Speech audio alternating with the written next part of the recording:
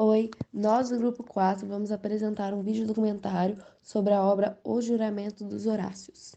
Pintada em 1785 pelo pintor francês Jacques-Louis David, é considerada uma das maiores obras-primas do neoclassicismo, tanto pelo seu estilo quanto por sua representação patriótica.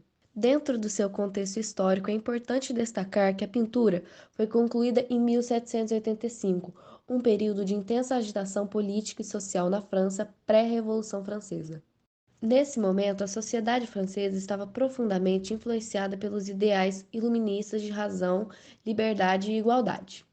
Esses ideais questionavam as estruturas tradicionais de poder, incluindo a monarquia absolutista e os privilégios da nobreza e do clero.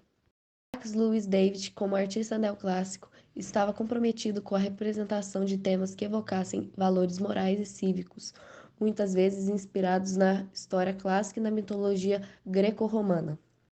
Agora vamos falar um pouco sobre os detalhes da obra. O Juramento dos Horácios retrata um episódio da Roma Antiga onde os três Horácios juravam lutar até a morte pela defesa de Roma, enfrentando os Curiáceos, seus adversários. David escolheu esse tema não apenas pela sua dramaticidade e heroísmo, mas também pela sua relevância simbólica para os ideais republicanos que estavam ganhando força na França da época. Assim, a pintura de David não apenas reflete os valores do neoclassicismo, como clareza, ordem e idealização da forma humana, mas também captura o espírito de sacrifício pessoal em nome da comunidade, um conceito central para os revolucionários franceses que emergiram poucos anos depois.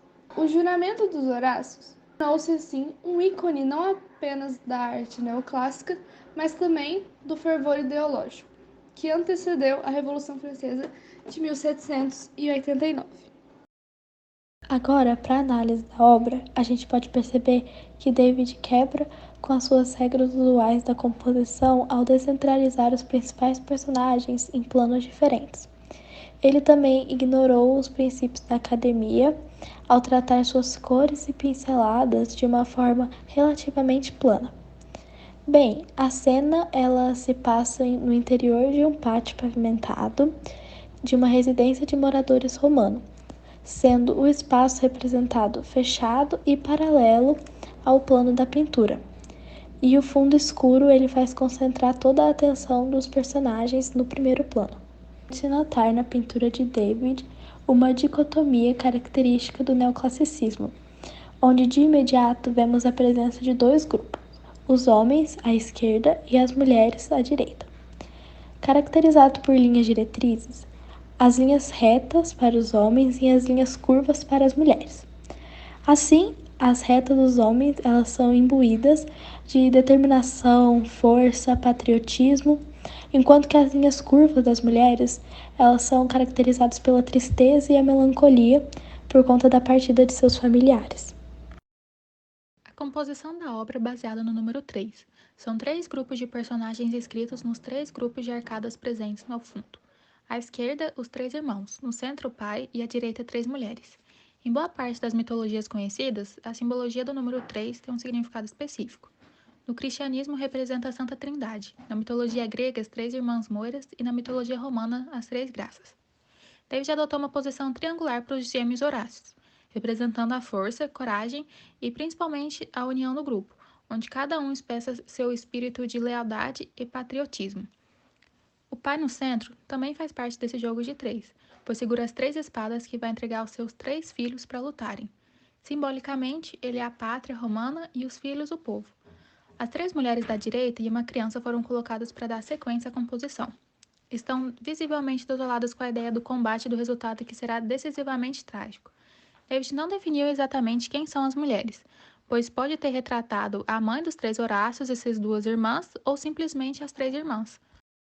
A perspectiva com ponto de fuga, também conhecida como perspectiva renascentista, tem como função estabilizar a pintura, a partir da escolha do ponto de fuga na linha do horizonte, na qual convergem retas paralelas. São traçadas várias linhas diagonais para provocar uma sensação de profundidade para a obra, David traçou suas linhas construtivas partindo de um ponto de fuga marcado no centro do quadro, justamente sobre uma das mãos do pai. A partir deste ponto, toda a atenção da cena ficou concentrada nela, e principalmente sublinhada pelo alinhamento dos rostos dos 3 filhos e do pai. Na pintura, os homens se vestem com cores vivas e as mulheres se vestem com cores opacas.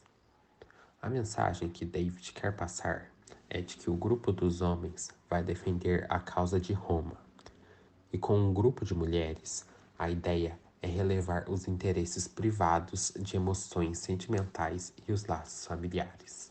O vermelho do primeiro filho é o ponto de partida da pintura. Um vermelho forte e contrastante com o vermelho da capa do pai, que é o personagem central da obra. O branco do vestido da última mulher, da direita, contrasta com a cor branca da capa do primeiro filho da esquerda. A coberta vermelha da poltrona da segunda mulher, com o vermelho da capa do pai, o azul dos vestidos de 2 mulheres, com o azul dos trajes dos homens, cores balanceadas de forma a proporcionar equilíbrio para a composição. As 3 espadas brancas sobre o fundo escuro é o principal ponto de atenção do observador e o ponto de fuga da perspectiva. Uma curiosidade sobre a obra O Juramento dos Horácios é que ele foi criado como parte de um concurso organizado pela Academia Francesa de Belas Artes. A pintura de Davi foi escolhida como vencedora, consolidando sua reputação como um dos maiores pintores de seu tempo. Desde então, a pintura se tornou uma obra icônica da arte neoclássica, admirada por sua beleza, poder e significado histórico. Outra curiosidade é que o autor da obra, Davi, apoiou a Revolução Francesa e a pintura pode ser vista como um símbolo das ideias revolucionárias de liberdade, igualdade e fraternidade. A obra também pretendia ser uma declaração política, pedindo que o povo da França se unisse e defendesse seu país contra invasores estrangeiros.